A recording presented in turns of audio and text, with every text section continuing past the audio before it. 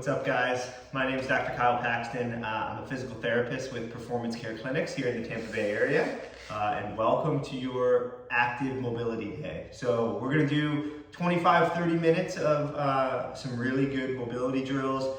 Goal of today is just to try to get some of those muscles that you're working so hard in your programming to relax a little bit, get them to contract, relax, feel better, so that way you can hit your workouts each week really strong. So today we're gonna try to do full body. What I always say with these is don't make this a substitute for things that you think you need, right? If you have one area of your body that you feel is super tight, then you can work on that a little bit more. We're gonna go through some hip stuff, some quad stuff, ankle, neck, shoulder. Hip and shoulder tend to be our focus in these things because that's where most people have the majority of their tightness. But we're gonna do a little bit of a spine drill too. But I always like to preface with, if you have areas that you need to focus on, find some drills and work on those even more than the full body that we're gonna do today. All right, so we're gonna start with hip stuff, and we're gonna start in one of my favorite positions, the 90-90 position. So I'm gonna have you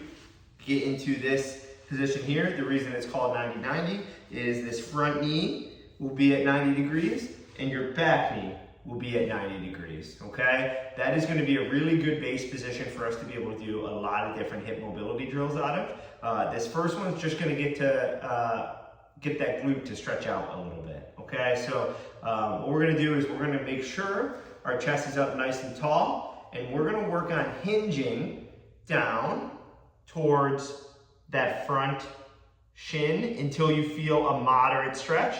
Then we're coming back out of it. I'm gonna turn so you can see this angle. We're gonna do 12 of these, okay? Here's number 2.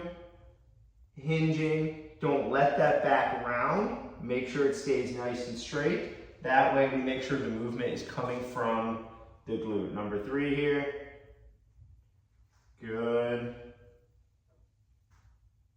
What I always like to say with this mobility stuff is make sure you continue to breathe, right? We want to make sure our muscles are relaxing, and if we're holding our breath like a crazy person, we're probably going to actually facilitate some tightening, right? So we're continuing to work here. One thing you'll learn pretty quickly is I'm a bad counter, but for this one, again, I'm showing you a couple different angles. We're going to do couple more. We should be feeling this in that glute, that bottom glute. You may get a little bit of hamstring here. You may also, depending on how tight your hip is, get a little pinching on the top, but we want the majority of the stretch to be on this front hip, on the area you're sitting on, right where that glute muscle is. And that'll happen as long as that chest is puffed out. Good, last one here. And good, so let's switch to the other side, right? That 90-90 position again, chest up nice and tall, that front knee at 90 degrees, that back knee at 90 degrees. This is where you may start to notice that one side is pretty different than the other. It's okay. We're gonna try to promote some symmetry here and work both sides, but for me, I'm much tighter on this side. That's just how I am. So you may start to feel some of those differences. We want to work on it. We'll do 12 this side as well. Chest up tall, hinging down towards that front shin, and coming back up. Remember, we're only going as far as we can before we start to round. That rounding is not coming from the glute anymore, it's just our back moving, so that's not helpful to us, okay? So we want to make sure we're keeping that back nice and straight. We're doing 12 here. Number 3. Good, keeping that breathing going. Good, this is one of my favorite glute stretches. You don't need any equipment. Just get right down on the ground and we're working through it. With this mobility program today, if you want to do more reps for any drill, it's totally fine. Just pause the video, knock out reps. I'm just giving you suggested reps to make sure we can stay on our 25-30 minute time frame. Good, let's all do 2 more.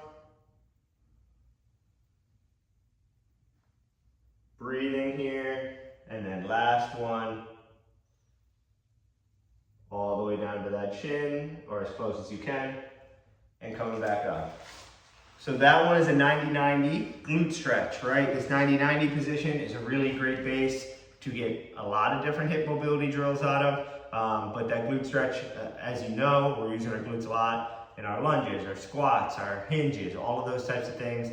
We want to make sure we get them happy. As a physical therapist, I see a lot of people coming in with glute and low back pain. So getting that glute to be nice and relaxed is going to be really, really important, okay? Next, let's just get the hip moving as a whole. These drills, it's basically a hip circle on steroids is what I like to call it. They're called hip CARs. CAR stands for controlled articular rotations, but like I said, that's basically just a hip circle.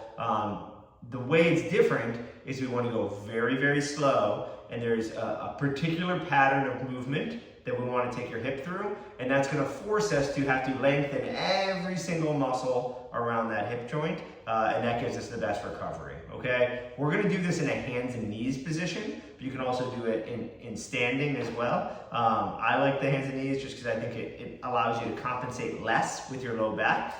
So what you'll do, I'm trying to give you a good angle. Here's you're going to get into a nice good hands and knees position, right? So weight shifted over our hands evenly, knees right under our hips, and a lot of you guys have probably done some version of a hip circle, so I want to make sure we can differentiate this from maybe what you've done before. So I'm going to walk you through the first rep nice and slow, and then we'll go through them together. So step one to this is going to be knee coming up to the elbow, okay? Step two, the whole leg slides out to the side. Step three, that foot rotates up towards the ceiling as it comes back around to in line with your body. Then that knee's coming down. Then we are reversing. So that foot kicks up towards the ceiling. Then that knee is coming all the way around, back up towards your elbow. So that's one rep. We want to even go a little bit slower than that. But what we're going to do here is we're going to do 5 each side. Slow is our friend. We don't need a ton of reps, okay? So follow along with me now. I'm going left side first, but feel free to start with whatever side you feel comfortable. We're going to go super slow. Knee to elbow. Leg sliding out to the side. Foot rotating in the air as you kick up towards the ceiling and bring it back in line with your body. Coming all the way down here, and then reversing. Foot up towards the sky, and then knee coming all the way forward. That's one. I want you to do 4 more. While you're doing that, I'm going to give you a couple more cues. So knock out 4 more of those. What I want you to really pay attention to as you're doing them is make sure you're not doing anything too crazy with your back, right? Try to imagine like you're balancing a glass of water on your back. So as we come out to the side, I don't want you leaning like a crazy person, right? I only want you to go as far as we can until we run out of space and the movement's not coming from our back, right? We want just the movement from our hip, which is why you see me stop where I do. Okay? Again, we're knocking out 5 total here. You guys are going nice and slow. If you feel like you need more, go ahead and pause the video and do more reps. A lot of things today won't necessarily feel like a stretch. This is active mobility. If we want our mobility to carry over towards our hard drills in our strength training, then we need our mobility to challenge our body as well. We will do some things that have stretch today, but this is one of my favorite hip warm-ups even, right? This is a great one to do before you train lower body. Good. And then we're finishing up this last side. Coming all the way back forward. You guys may be on a slightly different pace, and that's okay. And we're gonna do the same thing on this other side now, okay? Hands and knees, 5 of them, right? So same idea. Then knees coming forward to the elbow, sliding up only as far as we can without moving from our back, coming all the way around, and then coming all the way gonna do 5. Like I said on the other side, if you feel like you need more, go ahead and do that. Just pause the video. Good. Same rules at 90-90 here in any drill we're doing today. Make sure you're breathing. It's so hard, especially when you're focusing on a new exercise, to forget to breathe. We're trying to relax here, okay? We want to try to get these muscles to get out of that tightened state. If we're doing that, we need to be breathing. Good, let's do one last one. Good. Keep breathing. This side's a little tighter for me. We're coming all the way back. Around. Good job. Cool. So, if we're choosing highest bang for your buck, the least amount of time for the most amount of results, those 2 hip drills are my favorite, right? You're covering the most amount of muscles and doubling down on the glute with that first drill, which is kind of your biggest hip muscle, right? So that's why I like to start with those 2 when we're talking about active recovery. The other muscle around our leg and our hip that is the most active when we're training, especially training lower body, is our quad, right? A lot of people feel quad tightness. A lot of people feel like they can never get it to totally relax no matter how much they stretch. And sometimes that's just because they're not taking enough of the muscle into a stretch, all right? So we're gonna do a really basic quad stretch here. You don't need equipment for this. I like to use a wall. It's called a couch stretch. So if you have a wall, that would be best. And what we're gonna do is we're gonna take the top of our foot and we're going to, of the leg that we're stretching, put it on the wall, right? So depending on how tight you are, will depend on how high it is on the wall. But we wanna put the top of our foot on the wall. You're gonna bring that other leg out forward, and then we're coming all the way up. All right, so this leg that's down, the knee that's down, is the quad that we're stretching. Ideally, we want our chest up nice and tall. Again, if you're really, really tight through here, you're gonna be a little farther away from the wall. That's okay. Our goal is to be able to get our heel to our butt and be up nice and tall here. And then the dynamic nature, like I said, I like to make everything active, is gonna be rotating away.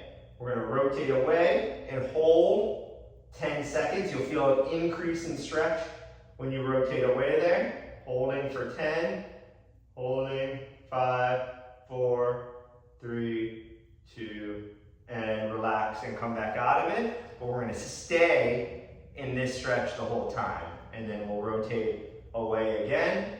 10-second hold, 10, 9, 8, 7, 6, 5, 4, 3, 2, and back to center. We got 2 more just like that. That gives us a total about a minute of a stretch on this side. If we really want to get a muscle to relax, we want to make sure we're above 45 seconds, 45 to 90 seconds of total continuous stretch, okay? Let's turn again.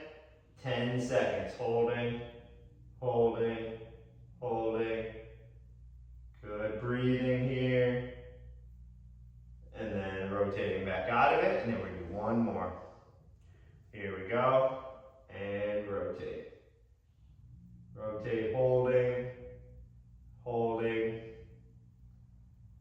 Good, 3, 2, and relax. All right, so be careful coming out of that. You may be a little bit stiff, but then we're gonna switch to the other side.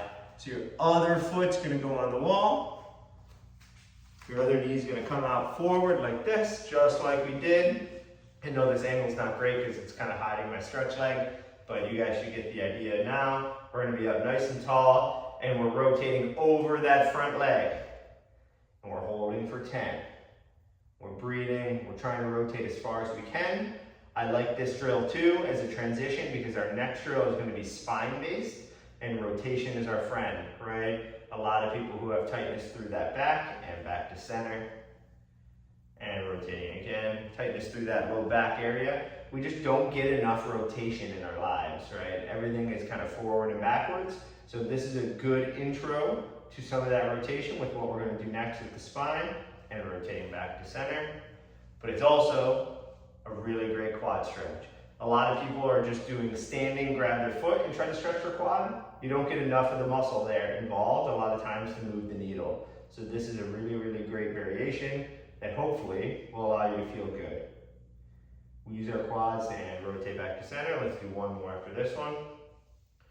We use our quads in pretty much every lower body exercise we're doing, right? Including walking the stairs, all our day-to-day activity. So they don't really get a rest. So it's good to make sure we get a really long stretch on them to do our best to try to get them to relax. And back to center.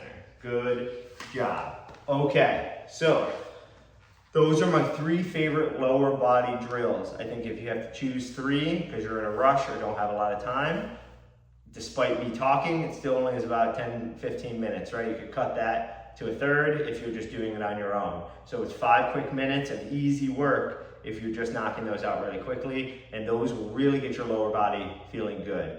I just talked about how we want to get the spine moving a little bit more, and as you're learning, I like drills that move you in as many different directions as possible so we get the most bang for our buck when we're talking about mobility. So this drill is my absolute favorite when we're talking about the spine.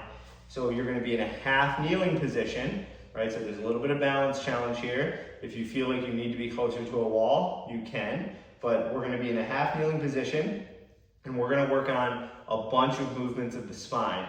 For people who have that tightness in the mid back and low back, this one's for you. You're probably going to be pretty tight here and that's okay, but that's why we got to work on it. All right, so we're going to be half kneeling. Our hands are going to be behind our head, and what we're going to do is we're going to first rotate away from that front knee as far as you can, and then we're going to try to touch our elbow to the knee, coming back up, rotate towards that front knee now, try to touch that other elbow to the knee, back to center is 1.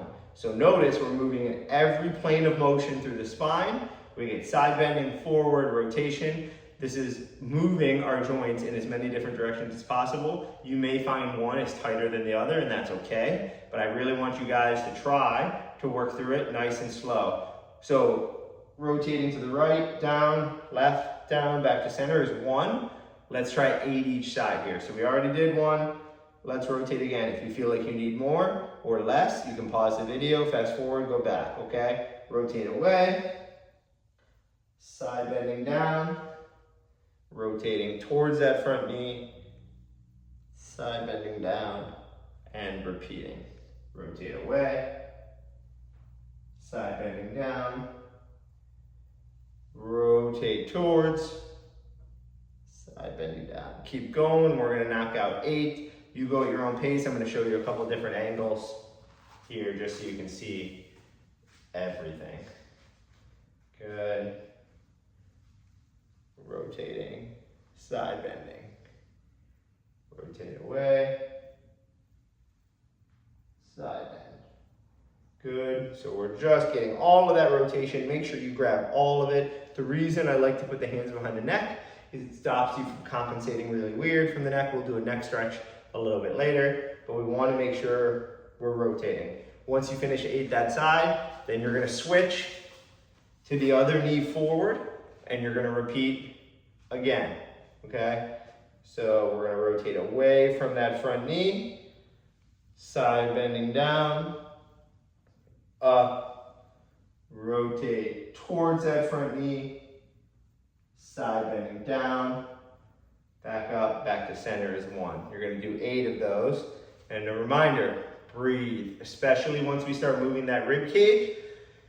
It's really common to start to hold your breath, especially when we're talking about the low back. Think about all that tightness. You get that kind of wrapping tightness that you feel, especially in that center of the low back. We want that rib cage to really be able to expand and compress to get those tissues to move, to try to break up and not facilitate that tightness that you may have, okay? So a couple more. Everyone's gonna be moving at a slightly different pace here, but we're just doing 8. Rotating away, coming down, and we're gonna finish up those 8, and we're gonna continue our journey in the full body here, going up towards the shoulders, okay?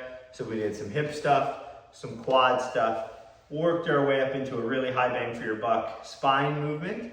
Now we're up to the shoulders, okay? We will circle back and give you a good calf stretch at the end, but we're gonna work on a couple shoulder drills. Personally, for me as the physical therapist, shoulder's probably the most common thing that I see from an injury prevention perspective, right? A lot of people just don't do what they need to do. Maybe they quick stretch a pec in a doorway or something, but they don't prepare their shoulders like they should. So I really like these couple shoulder drills to make sure you're taking your shoulder through its full range of motion and not just stretching your shoulder in its full range of motion, but controlling the motion of your shoulder in its full range of motion, right? The more you can control everywhere, the less likely it is that you're gonna be injured, okay? So this first one may be one that you've seen before, but it's one of my absolute favorites. It's called the swimmer motion, okay? So what you're gonna do, and I'm gonna apologize in advance because my face is gonna be down in this mat here, but we're going to work on full excursion of our shoulder joint. And my favorite way to do that is with the swimmer down on your stomach, okay? So you're gonna lay flat down on your stomach, and we're gonna start with our arms straight overhead.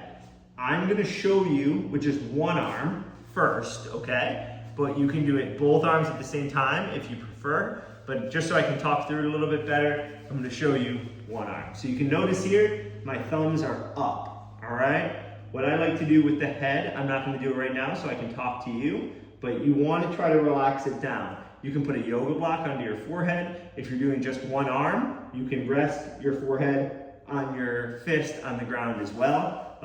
So I'm gonna be looking up towards you and talking so you can hear me, but I don't want you to extend your neck like this, right? We're trying to get that neck to stay relaxed, but just so you can hear me, I'm gonna look up, okay? So our thumb's gonna start pointing up towards the ceiling. We're going to lift it as high as we can, and then we're gonna swim. Notice my palm is starting to rotate towards the ground, because what we're gonna do is we're gonna rotate it until we get the back of our hand floating over our low back, and we're gonna try to bring it as high up our back as we can without it relaxing. So we're gonna try to keep it floating. This is about as far as I can go. And then we're gonna unwind all the way forward. Look at my hand, rotating back up to thumb up, okay? This is a very hard drill. If you thought the hip cars were hard, these swimmers are even harder. But I want you to work in a pain-free and comfortable range of motion. Slow is our friend, and really make sure we're exploring what we can, all right? So we're gonna go through again, we're gonna do 8. We're gonna be thumb up, swimming, swimming, swimming, rotating, getting the back of that hand just above our back, trying to go as high as we can, unwinding all the way back forward, nice and slow. Again, I'm gonna let you go 8 on your own pace as I talk through a couple cues. So when you're doing this, people tend to skip really quickly through this rotational range out to the side. Don't. Let that arm slowly unwind. That rotation is what's working our rotator cuff. That's by far our biggest stability muscle in the shoulder, and one that we have a lot of injuries in, right? So we really want to make sure it's working really efficiently. So as you come up, going back or coming forward, we want to make sure that rotation through the arm is going really, really slowly. Again, you're doing 8 here. If you feel like you need more, you can pause. But as we come all the way back and get above that low back, we want to make sure we keep floating there and we go as high as we can. Some of you guys may be able to only get over your pocket, and that's okay. That's what we have right now. That's why we're working on it. Some of you guys may be able to come all the way up over your mid-back. That's okay too. We're just working on what we have, and we want to make sure we control it all. Good. Once you finish those 8, we're going to do the same thing on the other side. Go ahead and work on that. And remember, you want to keep your head relaxed here, right? I'm looking up towards you just so you can hear me, but I want you at home to either put a yoga block under your head, a foam roller, or rest on your fist so those neck muscles are really relaxed, and we're just getting those shoulder muscles to work. We're knocking out 8 on that other side now. And we're going nice and slow. I'm just staying on the demo side here because it's close to the camera. But just so you can continue to see, pause that if you need more. Slowly unwinding, coming all the way back. We're gonna do 8 of them here. Good.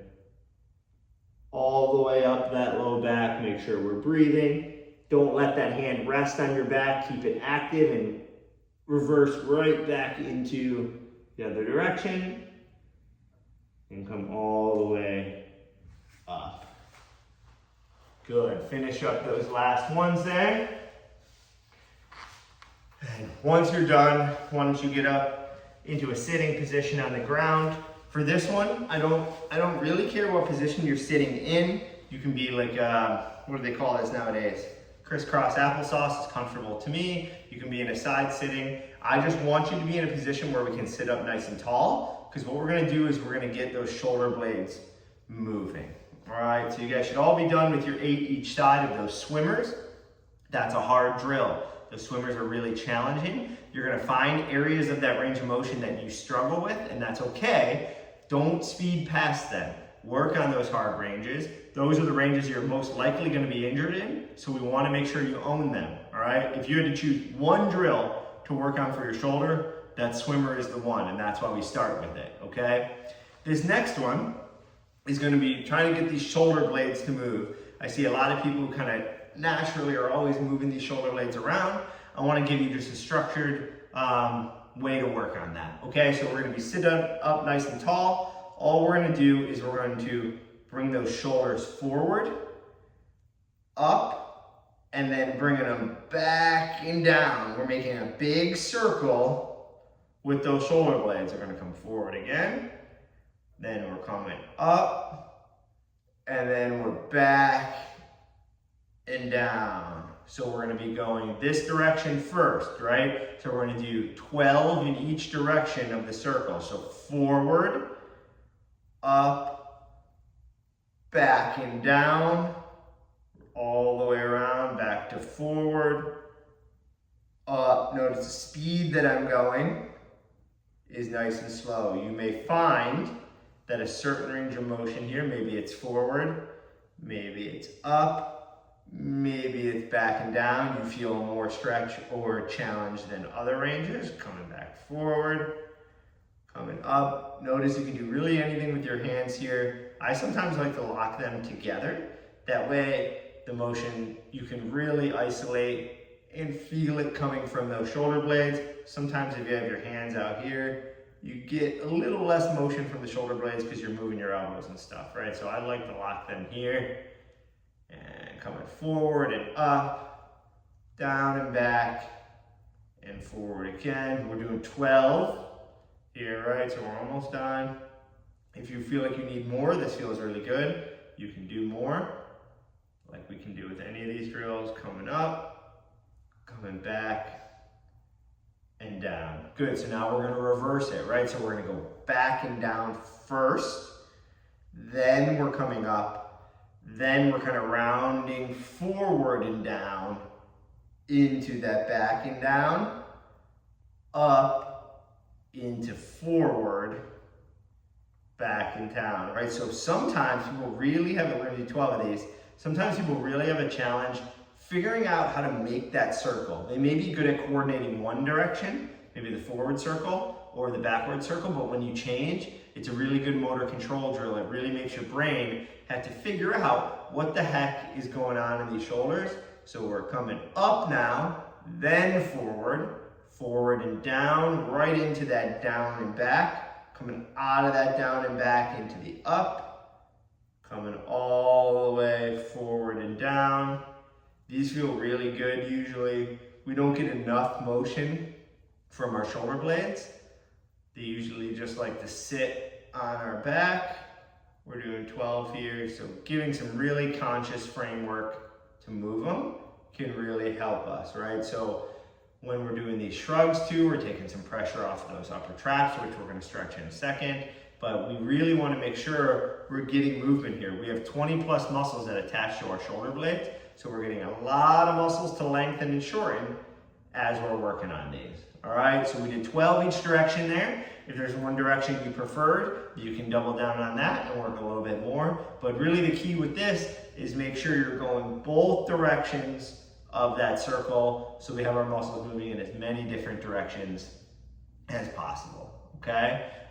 Really, really good there. What I want to do is get a little bit of neck stretch, okay? So we can do this in a couple different positions. I want to do a neck circle, basically. A lot of people, well, I'll get back in that position I was just in. A lot of people will kind of sit on their hand and just stretch this trap muscle. And while that's great, it's really isolated, right? A lot of people like to overblame this trap muscle. The trap muscle rarely is the problem. It's more of a byproduct of the problem, right? We need to make sure we control our head and make sure we get all the muscles moving, all right? So you can do this in sitting in the same position we were just doing our shoulder blade circles, but I like to do it in the hands and knees position, okay? So I'll show you that here. What we're gonna do is be hands and knees like so, and we're going to take our head through as big of a circle as we can. What I like to think of is think about a laser pointer on your nose, and we're gonna try to draw as big of a circle with that laser pointer as we can. All right, so we're gonna be in this hands and knees position. We're gonna first drop our chin down. We're gonna slide our chin along that collarbone, coming to the left.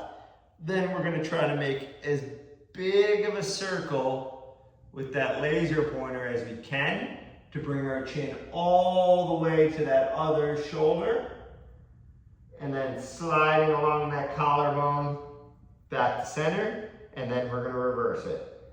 Slide to the right along that collarbone, laser pointer as big of a circle as you can do, all the way to the other shoulder, coming back to center, and then reversing.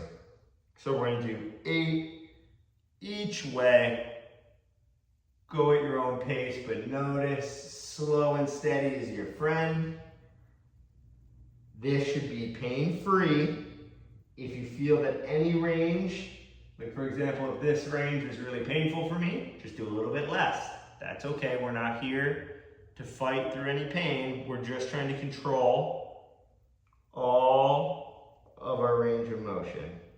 Sliding that chin along the collarbone, laser pointer on the nose, as big as you can, all the way around. Chin back to the collarbone, sliding down, and then reversing. Good, remember we're doing 8 each direction here. Pause the video if you need to. Coming all the way around. You may get a lot of cracky poppy type motion. Feeling that in your neck, it's totally fine. We're getting some air to escape from those joints, taking those joint capsules through its full excursion, making everything really, really happy. Good. Keep circling 8 each side here. Coming all the way around. You guys should really be comfortable with the motion now. Keep going.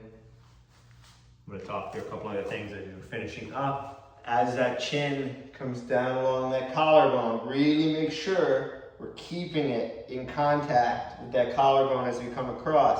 People tend to not bring that chin down as far as they need to, but then we're not going to get that length through the back of those muscles that we want, right? People tend to be more comfortable with the laser pointer going around than they are bringing that chin down along the collarbone. So really make sure you're focusing on doing that, okay?